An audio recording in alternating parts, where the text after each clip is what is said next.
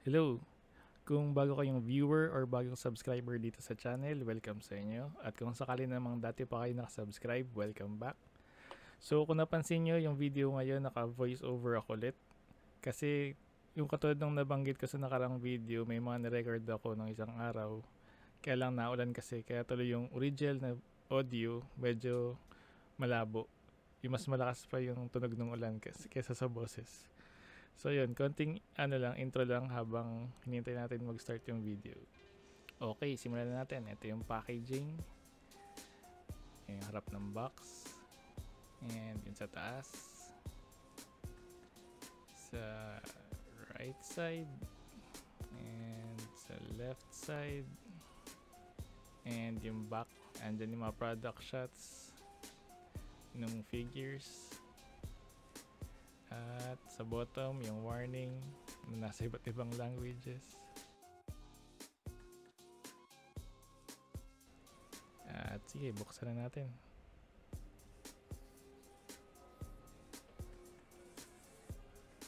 Ito pala hindi ko napansin din sa unang set ng Jurassic Park collaborative with Transformers. Yung may Easter egg yung sa box flap. Ito na picturean ko na lang nung tapos na mag-unbox. Yan yung sa kabila. So, the instructions. And inulit nila yung parang may diorama sa loob ng box. Mas maganda nga lang yung ginawa nila dun sa unang version. Tapos ang weird nakarap yung ulo ng dinosaur dito. Pwede siguran kung yung mga open box, yung mga windowless, para hindi manakaw yung laman. Okay, so may waterfalls design pa, katulad ng sa movie. Parang nirecreate nila yung scene doon.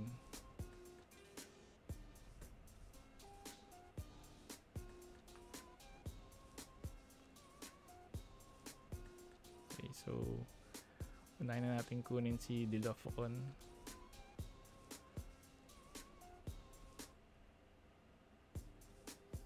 Kailangan gupitin na lang yung mga string mas para sadaling ma-release sa packaging.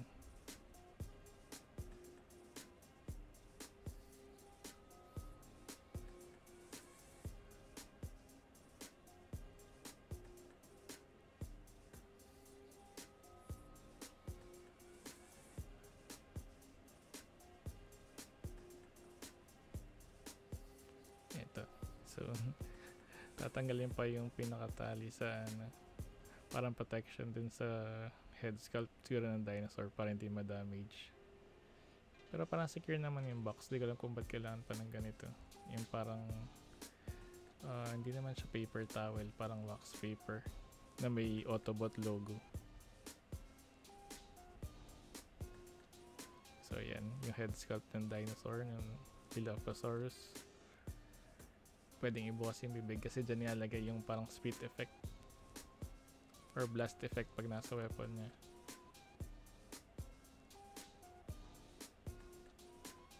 Okay. Tapos sunod naman natin kunin si Autobot JP12.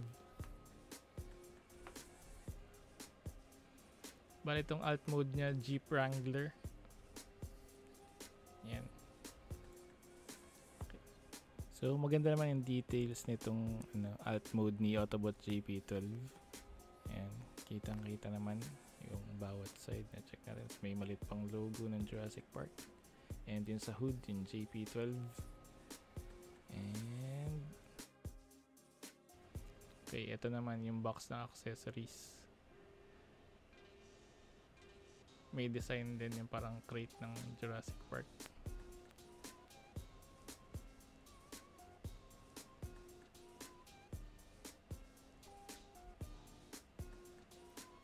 Okay, so buksan na rin natin itong maliit na box na to. Parang unboxing section. Nag-unbox na ng figures, may box pa ulit sa loob. Bali, ang laman itong box na to, yung accessories nga. At meron ulit nung parang paper na may print ng Autobot logo.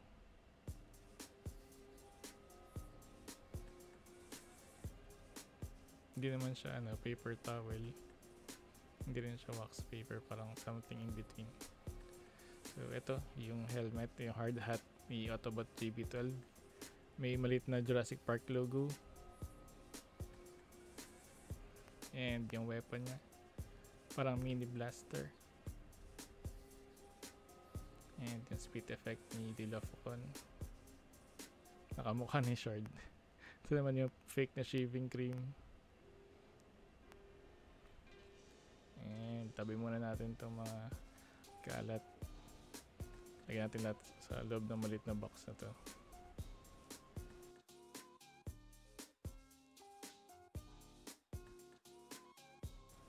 Ayan, likpit muna natin itong mga box. Itong maliit na box at saka yung mas malaking box. Isama na natin itong leaflet na may mga warning para ma-check na natin figures. Ayan, si Dilophoconn muna. Naka-alt mode pa siya at kita yung arms. Arms tsaka yung hands. Kita yung ng robot mode, kitang-kita dun sa ilalim. Ito yung kanyang accessory, yung speed effect. Wait lang, gumugulang yung shaving cream. Parang sa movie lang. So ayan, merong hole dun sa baba ng bibig niya pagkakapitan ng peg na yan. At ayan, yung speed effect na kulay ni Legacy Shard, yung Rock Lord na nagiging Chopper, parang magkakulay sila. Okay, medyo mahirap balance ang yung alt mode niya. Okay, so ito na yung instructions nakasama sa box. Mas maliit lang itong instruction na to compared doon sa unang set ng Jurassic Park and Transformers Collaborative. Kasi itong figures na nandito naman parang deluxe class sila or mas maliit pa sa deluxe class. Yan, so kaya ilang steps lang.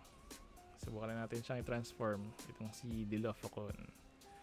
Transform into robot mode.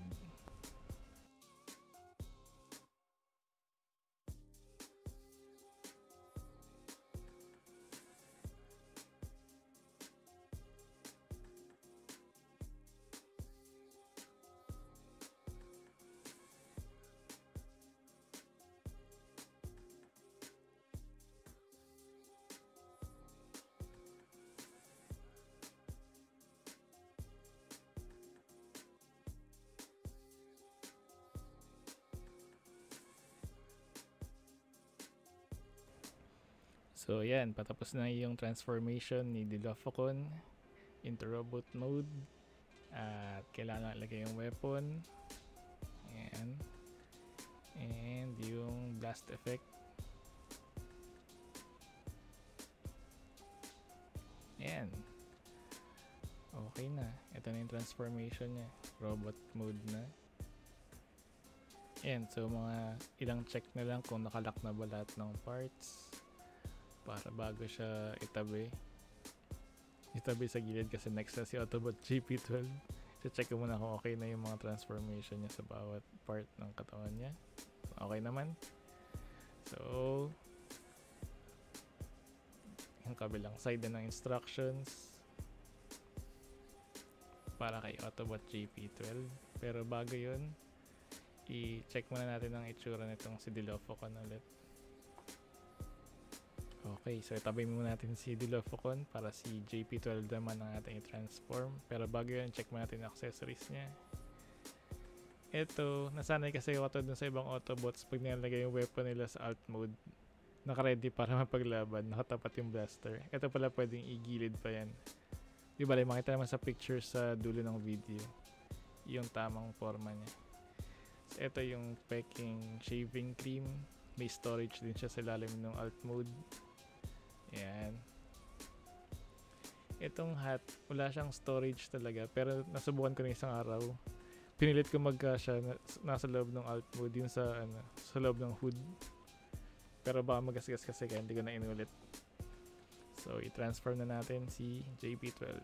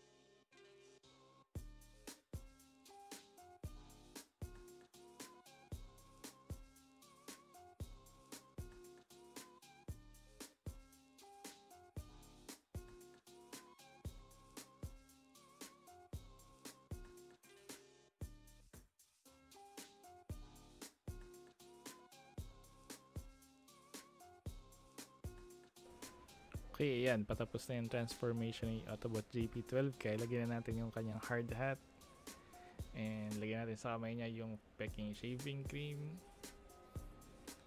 At yung weapon naman sa kabilang kamay niya. So yan, yung robot mode ni Autobot JP12. Okay naman yung design. Parang nakakatawa na mga itsura niya. Sa dalawa, ito yung mas okay compared kay Dilophoon. O nga pala, napansin ko, ito talaga yung pinagbasehan ng characters na to ni JP12 and Dilophoon yun sa movie. Diba yan? Pero parang mas may kamukha yung si Autobot JP12. Ito, yung sa Reacher, si Jasper. Kakapalad ko lang kasi niya nung isang araw eh. Nung season 1 and 2. Kaya nalala ko lang. Okay, ito na may itsura ni Dilophoon kasama si Tyrannocon Rex, yung sa unang set ng collaborative with Jurassic Park ng Transformers. Ayan, so yung dalawang may alt mode na dinosaurs. Ayan, dyan muna siya sa tabi.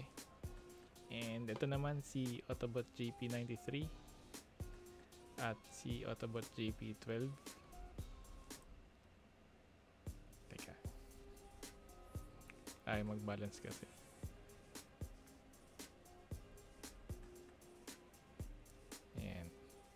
So yung sa dalawang Autobots parang mas gusto yung design ni JP12. Si JP93 kasi ang daming hollow parts tsaka mga clear plastic. Tapos yung head sculpt niya rin parang inipit masyado yung ulo niya. Para magkasya siguro sa transformation. Okay, so dito natin tapusin yung video. Salamat sa panonood. At kung gusto nyo mag-like and subscribe, kayo na bahala. Kita-kita lang ulit sa susunod na video. Bye!